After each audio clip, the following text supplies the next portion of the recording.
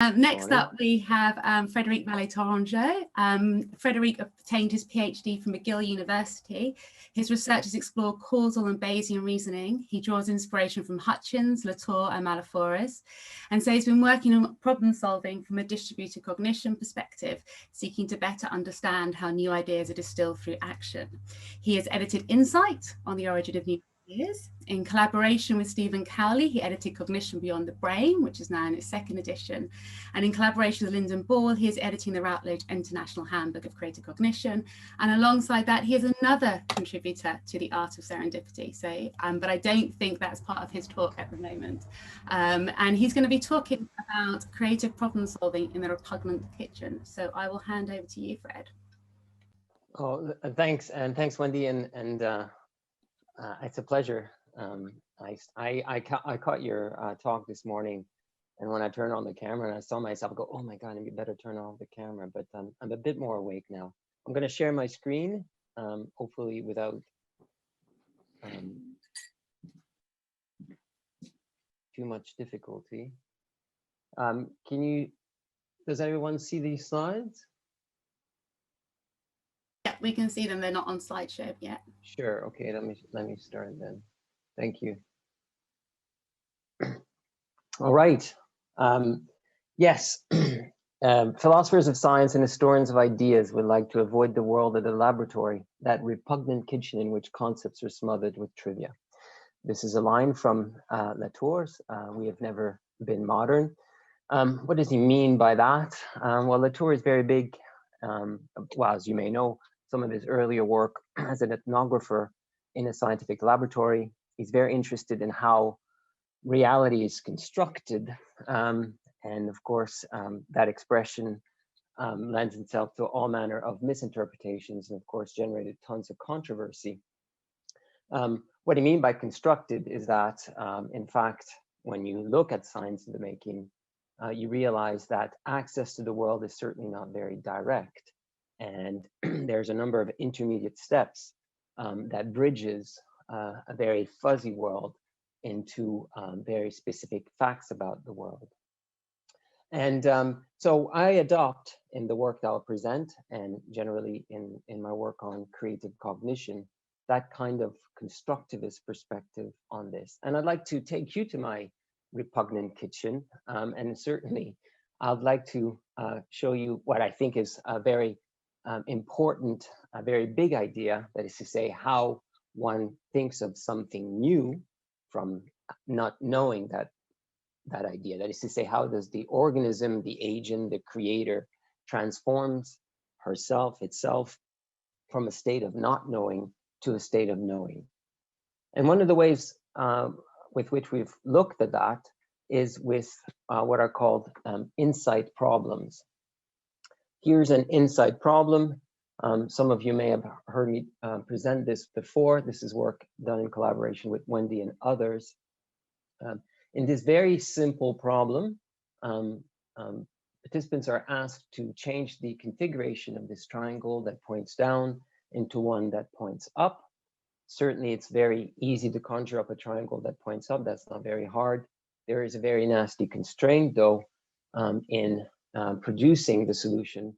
That is to say, you can only do so by moving 3 coins.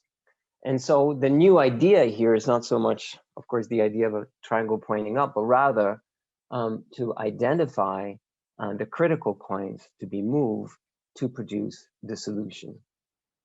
So we've got, this is trivial, obviously. Nonetheless, I think that it offers an interesting platform over which then we can see how this new idea, that is to say, the idea of the identification of the critical coins, how that comes about in our participants. Now, when psychologists who look at problem solving, they measure all manner of things about performance, of course, whether participants get it right or wrong, of course, how long it takes them, how many moves they make in order to produce the correct configuration. So, for example, we're used to seeing data such as these ones. We have solvers and non-solvers. What I'm plotting here, though, is also a measure of visual spatial skills. the ICRT, the image control and recognition task. This is a task that was developed by Lucy Irving. In fact, it's a guided synthesis task. A guided synthesis task is where participants listen to instructions such as imagine a circle, imagine a cross on top of the circle, and then please place a V on top of the cross, rotate the entire figure 180 degrees, what do you get? So this ability of manipulating mental images is measured then on the basis of that guided synthesis task. What those data here show is that those who solve the triangle or cone problem tend to score better on the ICRT than those who don't solve it. It's not too surprising, I guess. We could look at, as well as how score on the ICRT, this measure of visual spatial imagery skills, how it correlates with how many moves, how many tokens or coins, I should say, were moved in producing a solution. Now, this particular study, in fact, was not statistically powered to capture this effect, but there's a trend in the data, isn't there? So the higher people scored on the ICRT, they tended to generate fewer moves. Now, that's not uncommon to come across those kinds of data. I'm really interested, though, and I think some of you will agree, what's much more important is to understand how the idea comes about. And those kinds of aggregate data, those aggregate measures of performance, don't tell us very much about how new ideas arise. In fact, I would argue that those data are completely mute as far as that's concerned. So what I'd like to show today and illustrate today is a shift from this kind of more nomothetic analytic strategy to a more sort of case study based ideographic strategy. And in fact, later on in the presentation, I will illustrate how one participant in that task thinks up of the new idea. How does the new idea arise? Before doing so, though, a few preliminaries, so a few sort of foundational ideas. We very much work from an enacted perspective. I would argue that new ideas are constructed. Of course, you may have a hunch. You may think of something in your mind, but as soon as you translate it materially, as soon as you express it, there's a construction or constructive process that takes place.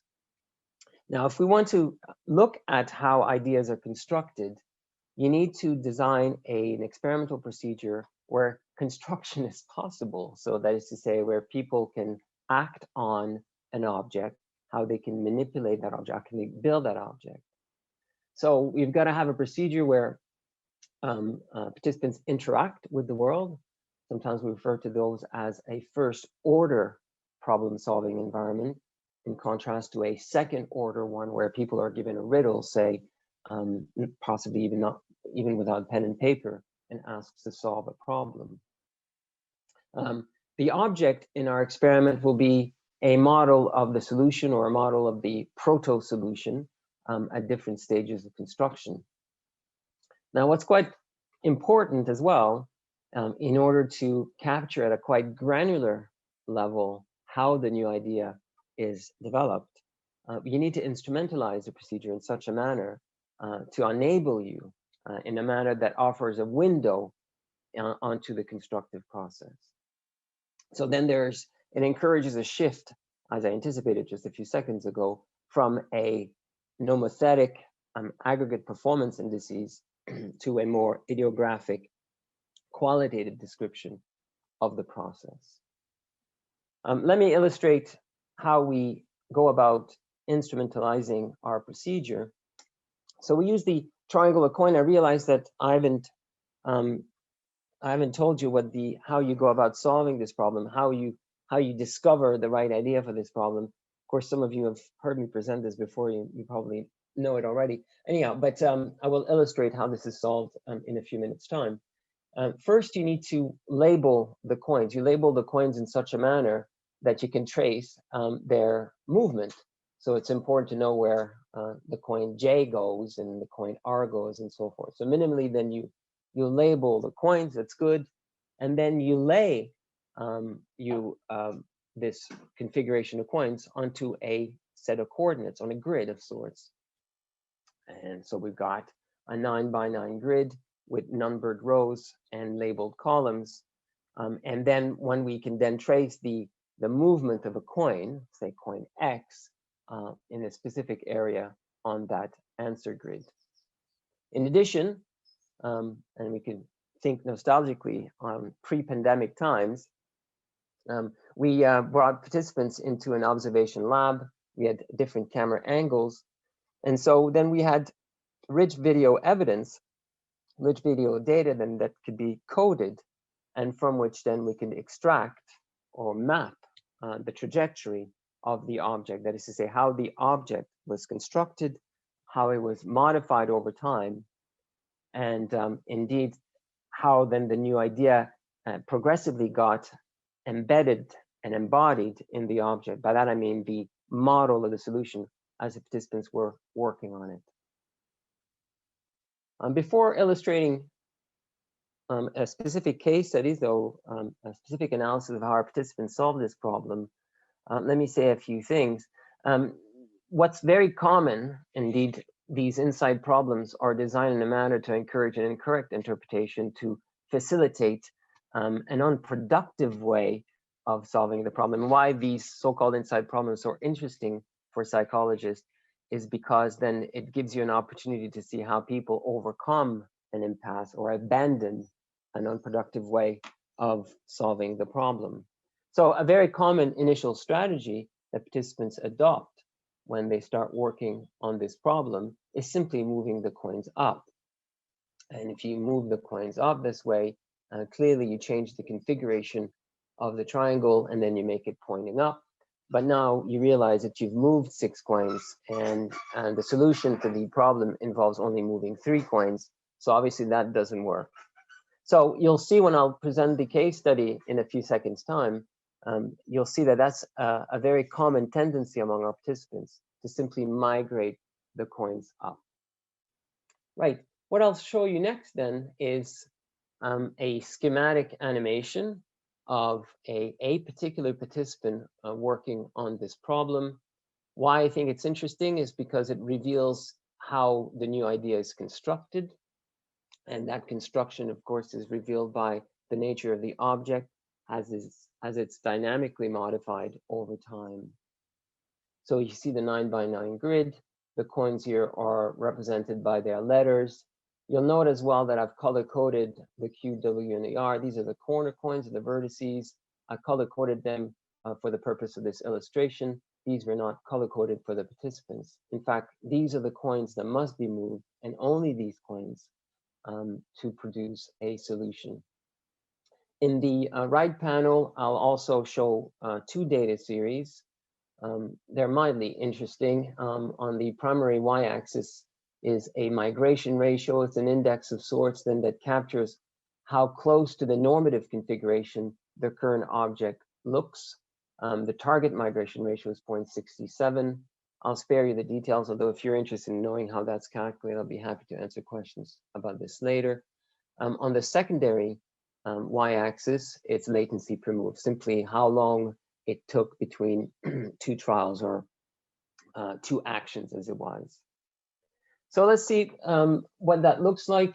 There's a few timestamp measures in the top left corner of that slide. You can ignore that, it's not very important. So this is a participant based on the video data. We're recreating the kind of movements, the way the object is modified and constructed over time. You'll note that the movements initially are simply about moving the coins up. And as I said earlier, that certainly is a very common strategy among our participants. And this strategy has to be abandoned at one point. So the object, the way you construct the object here, the way you attempt to produce a solution must not follow this strategy. In fact, what you need to do is lower the base of the triangle. So there needs to be a southern migration to make the triangle point up. Participants can reset the board. Here's a reset. And you'll see that for a number of trials, there's as if there's, the coins are pulled up always. So that's the strategy followed here. There'll be another reset. If we have the corner coins moving up, there's a reset here. This participants, by the way, will take nearly all of the 10 minutes, and I should have said that earlier. Participants are given a maximum of 10 minutes to solve this problem.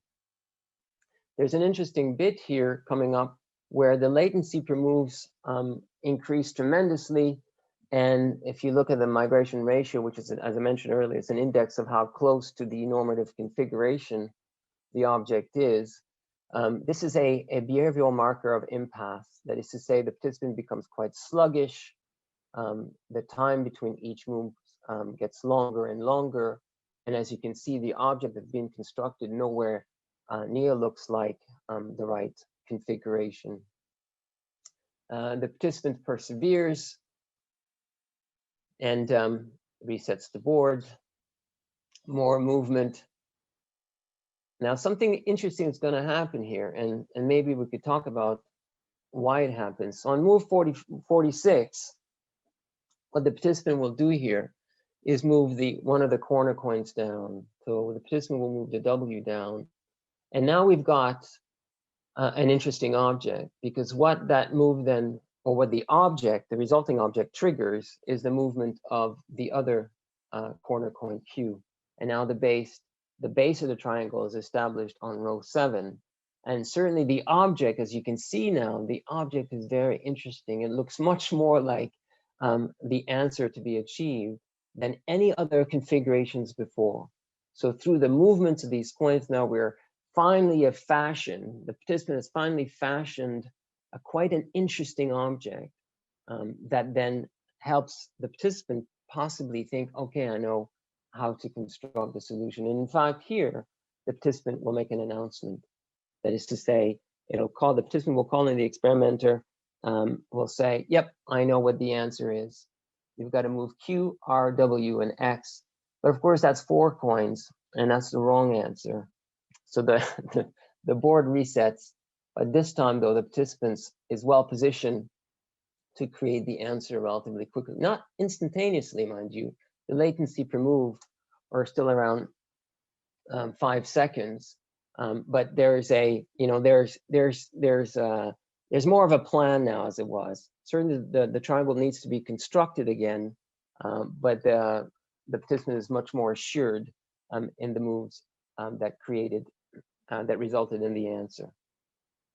So those kinds of case studies, for me, are quite interesting because they really offer a fantastic window on the gradual construction, the graduate scaffolding through the construction of that object that will then allow the participants to see, to understand, to appreciate this new idea, that is the idea that results in the right solution to this problem.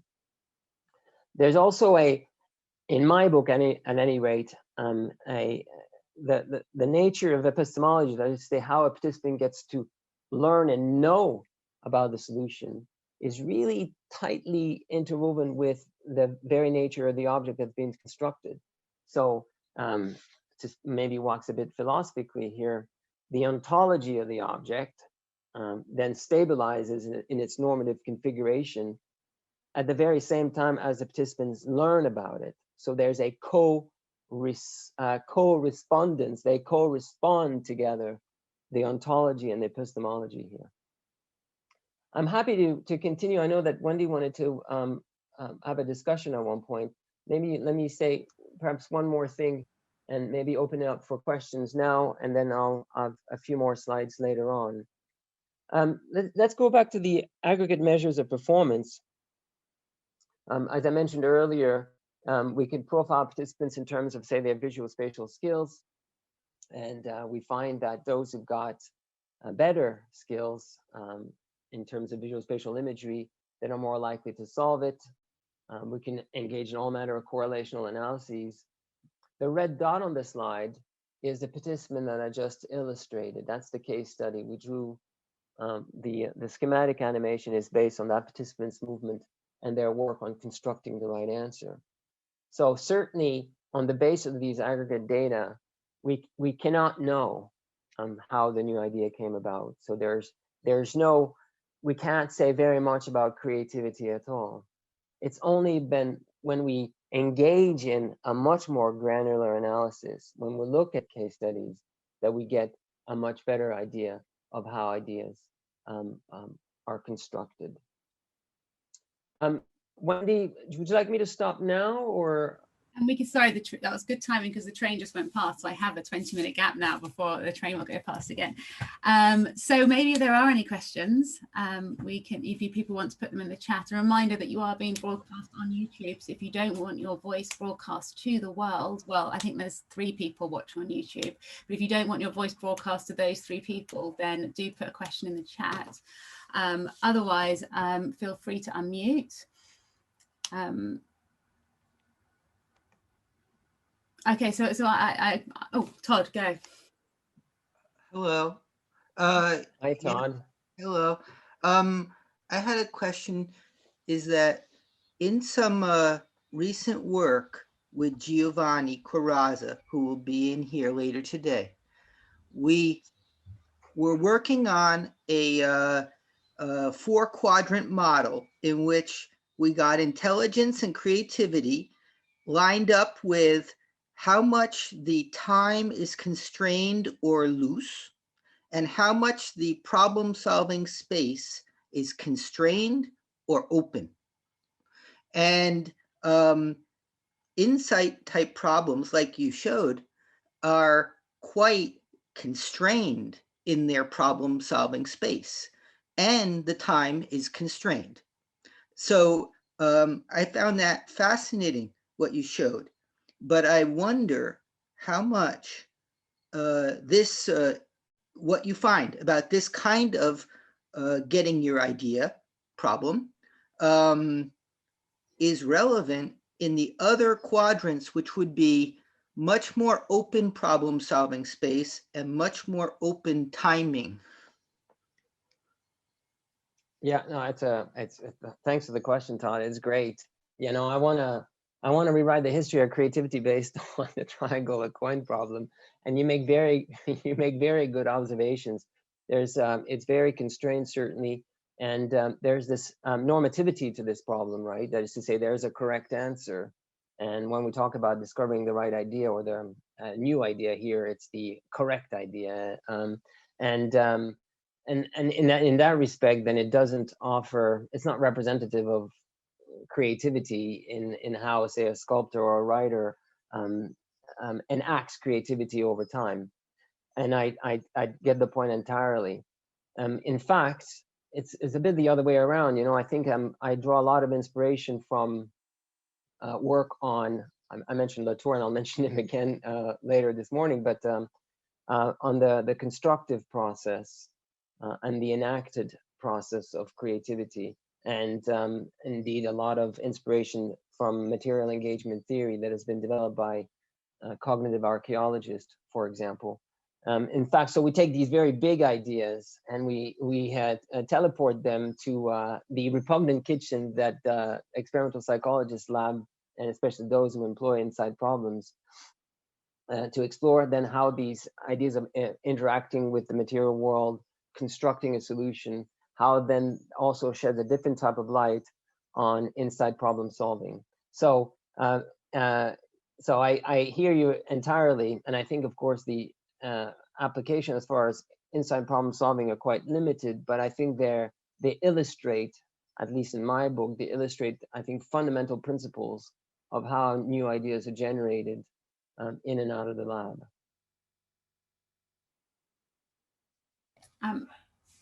I had a question which kind of follows up on that then. How important do you think it is that you're tracing the people that have the correct answer? Oh, yeah. Well, well, thanks for the question. And I know you know the answer to that one, but that's very sweet of you to ask. Yeah, in fact, when we worked, I say we, again, it's work that I've done with Wendy. The great thing about those case studies is that we also were able to see where people screw up. You know, so it was also interesting to note the kind of wonderfully unproductive strategies that are followed, as well as revealing the kind of epistemic abyss, or this state of utter confusion that's then illustrated and reflected in the kind of objects that are constructed.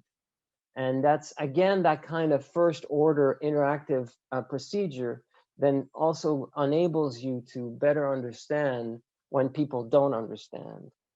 So it enables you then to see the trajectories to a normative solution, as well as the trajectories that recurrently end up in a cul-de-sac. So I think that that's also informative, certainly. And I think, you know, when we started working on that problem, of course, other psychologists have used this problem beforehand, but I think we're among the first to clearly show why people get it wrong, as opposed to simply showing how people get it right. Does anybody else have any questions? I'll just check the chat. There's nothing in the chat. No, there's lots of personal direct messages, which makes it confusing for me, but no, there doesn't seem to be anything in the chat. Would you like to, I have a million other questions, but I always do. So I will. Yeah, well, I'll just have a few more slides maybe, and then I'm happy, of course, to continue the conversation. Yeah. Let me share again. And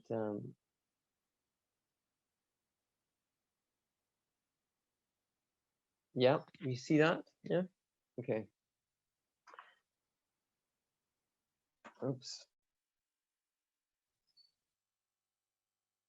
There we go. Okay. The yeah, construction. The I told you to mention Latour again.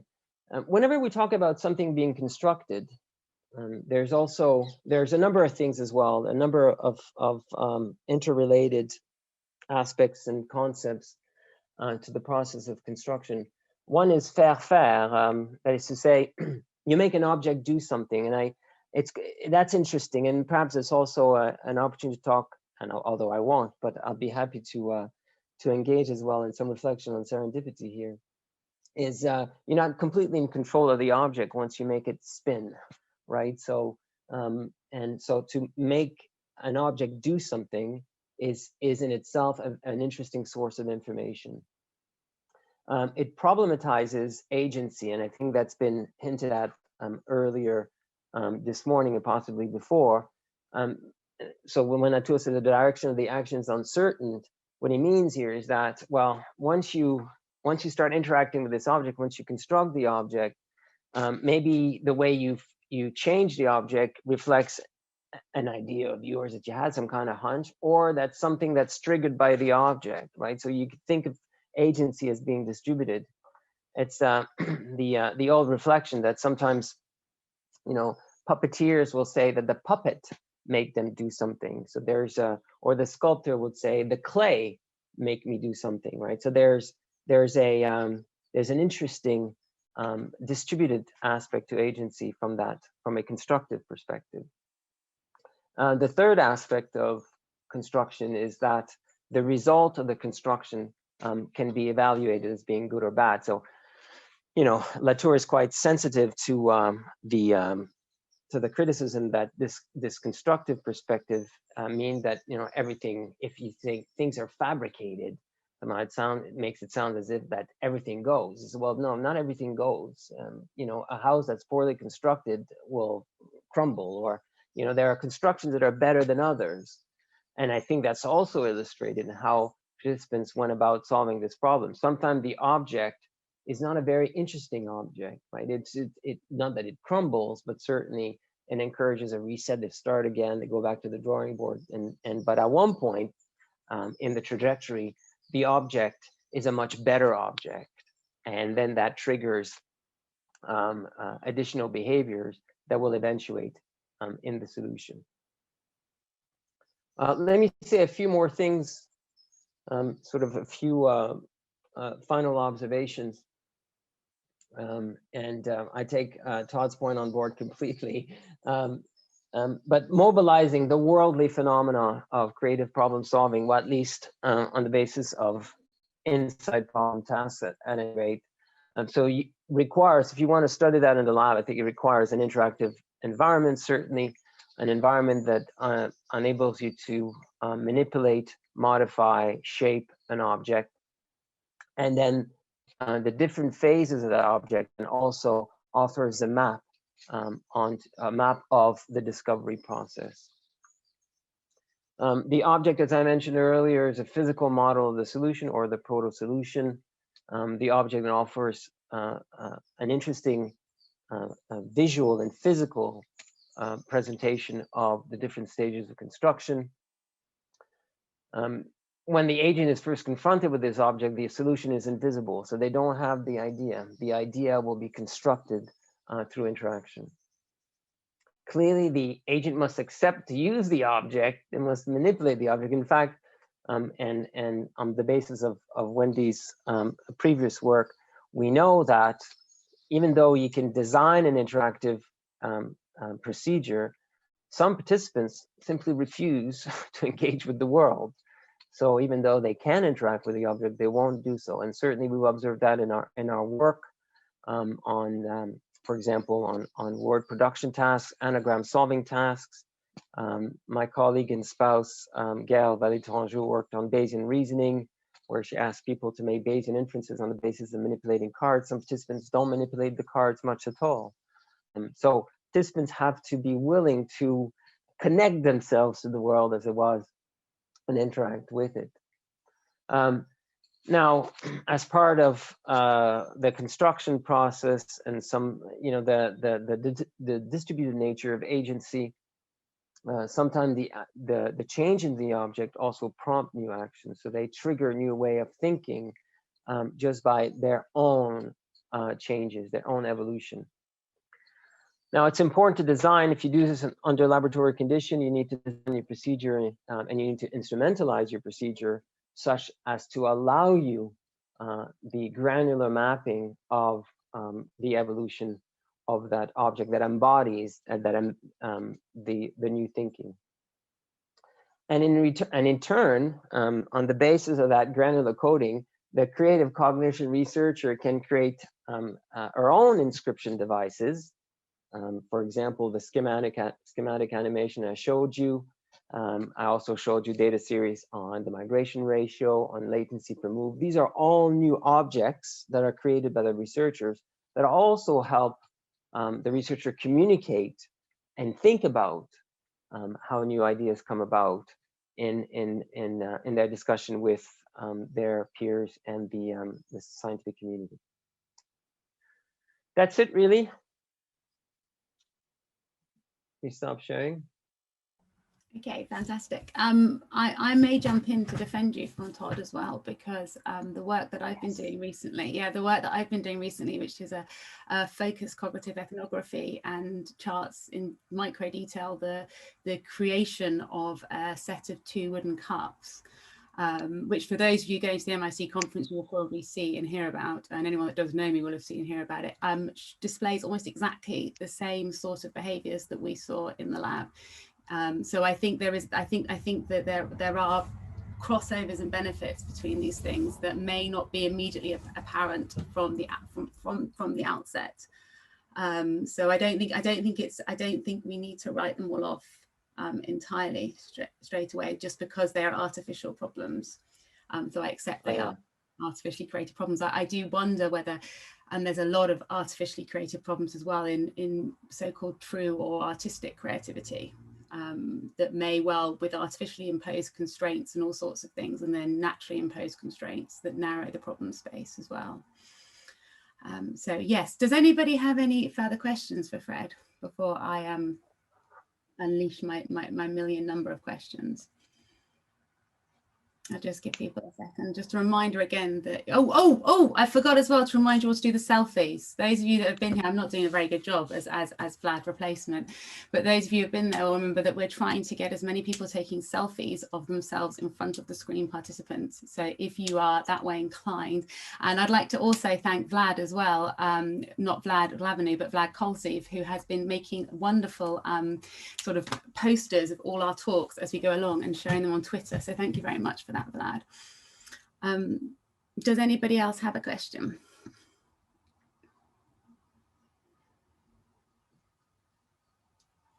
Okay, so I have a question then. You've got your ideographic study. You've got that. What can you do with that information then? Once you've got it, once you've charted and once you've described and once you've labeled and categorized, obviously a resource constraint means there's only you can't do that for every participant. So what can you do with that information once you have it? I mean, I suppose beyond making a scholarly contribution to creativity research, you mean? Well, say, for example, we take, for example, Maggie's, she did lots of graphs, or Margaret's, lots of graphs she did earlier, right at the very start. And from that, she can tell us that if you are higher in positive schizotypy, you're more likely to judge alternative uses tasks as being practical. And I just wondered if there was anything like, I mean, so yeah, it's a broader question really about what we can infer from a case study, or what we can infer from one person. Well, I would argue a lot, but I think, I mean, I think the very costly work, for example, would be to systematically create a different case study for each participant, and then add an additional analytic element to try to categorize the different trajectories, for example, or try to see whether there are inflection points as far as the triangle of the coin is concerned, although that's very parochial, isn't it? But whether there are particular inflection points in the evolution of the object. And then, and maybe you're, if you want to go a little more nomothetic here, maybe you can see whether there are variables or predictors that anticipate when and how that inflection point is reached, for example. But that's not something, as you know, that we have done potentially interesting. I mean, if you do a qualitative case study of how a certain innovation came about, and peck at a number of very interesting examples of how these things come about. I mean, it's, if I turn your question around, it says, what's the point of that? Well, the point of that is you then understand, you're making sense of a new feature of the world, how coffee comes about, for example. And that in itself is quite interesting. It'd be interesting, I recently listened to a fantastic documentary on Raoult, that French doctor who said, don't wear masks and vaccines are terrible and so forth. And to better understand then, his own trajectory in the past year on the French political cultural scene, then it's good to describe exactly all the elements, that came about to make this kind of very singular and contingent path to making sense of this character and his impact on French people and their attitude towards vaccination and so forth. So I'm not sure I'm answering your question. In later in my older years, I become more and more enamored with those kind of qualitative analyses of things and people. Of course, they're singular. It's not clear that they can be generalized necessarily, of course, but nonetheless, I think that they offer very interesting windows onto how we make sense of things. Of course, I completely agree, but I was just interested to hear you say it. It's a little bit hard to ask probing questions in that way. Does anybody else have another question before I ask another question that I already know the answer to?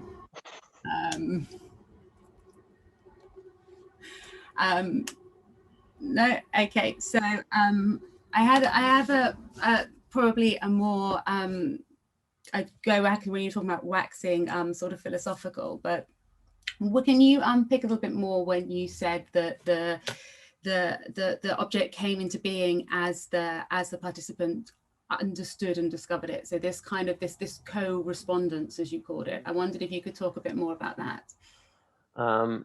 Sort of. I'll try. I mean, I'm struggling myself. I as you know, I get this idea of the co-responding, and you put a hyphen between the co and the responding. It's really an issue of plasticity. So for example, so there's metaplasticity between the world and people. As technology evolves, people evolve, and they co-evolve together. And of course, we swim in artifacts. You've seen 2-year-olds interact with iPads and iPhones and so forth. They're different beings for that.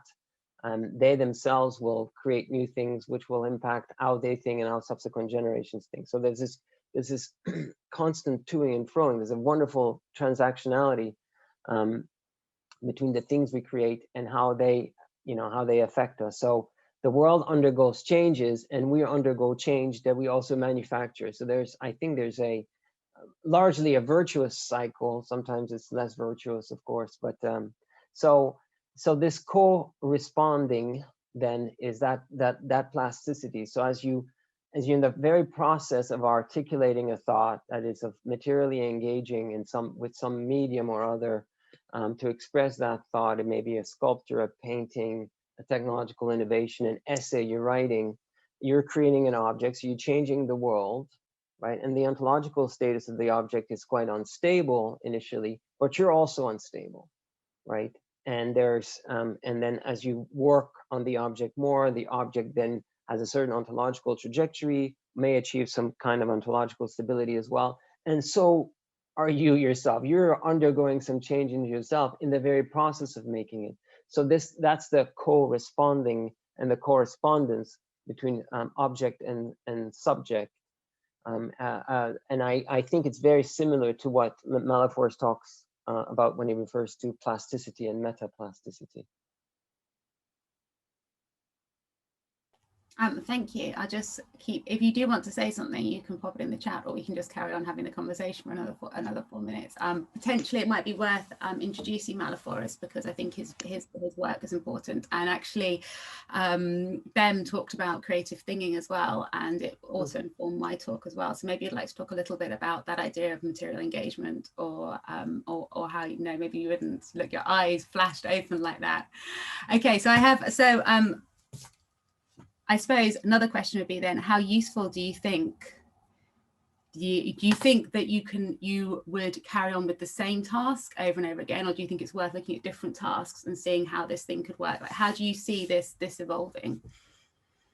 I'm not sure, actually. I think, sorry.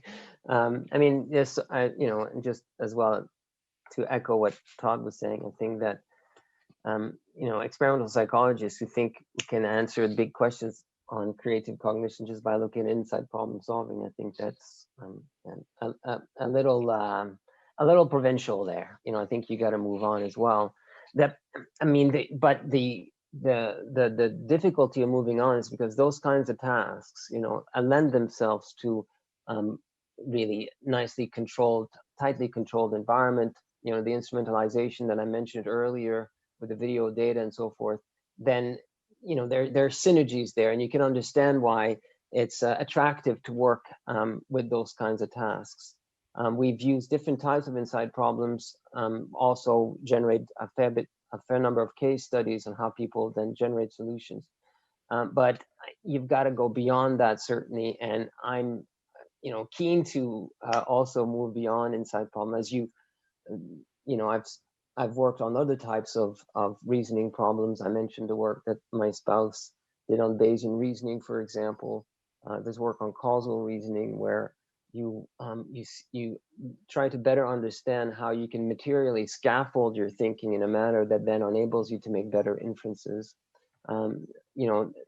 There's loads of other areas that could be exploited, I'm sure. Could I just get back in? Because in fact, the question I raised, I was in that question wondering on the extendability of this kind of finding, which is in the insight and kind of constrained task, constrained time quadrant, to the other quadrants. And I think there's a lot of value. First of all, it's already interesting for that kind of quadrant, which might represent a certain percentage of tasks that people actually do have to do. But as you said, it gives a scaffolding to try to do things in the other quadrants, to see if they're like this quadrant, which is maybe the most amenable to bring into the laboratory controlled circumstance.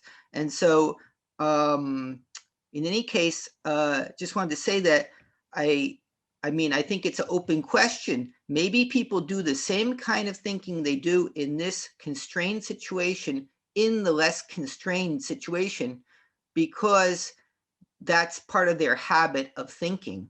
you know, and because they have that natural tendency, I know in this task, as you showed, to try to move that triangle up. Okay. And that's because I think people are essentially lazy kind of creatures, and it's human nature to do the most obvious thing first, because most of the time, the most obvious thing works. Yeah. And so why not do it unless you're just stupid? Okay. And so here we have, you know, then they find out it doesn't work. So they say, well, I tried, I'm running out of time. I'm not 100% stupid. So let me move the coins anywhere else that I can move them. And the only thing left is to start to move them down. Okay. So then they go, wait a minute, it works, you know? And so I think that it's, you know, this lazy nature of human beings is probably relevant to all quadrants of thinking and problem solving. That's what I just wanted to add on to my comment, that I see by some of your reactions that maybe you consider it the typical critique of that often is brought to laboratory experiments, that it's such a highly constrained thing, maybe it doesn't extrapolate. But I just wanted to add that in. Well, thank you, Tom. I agree.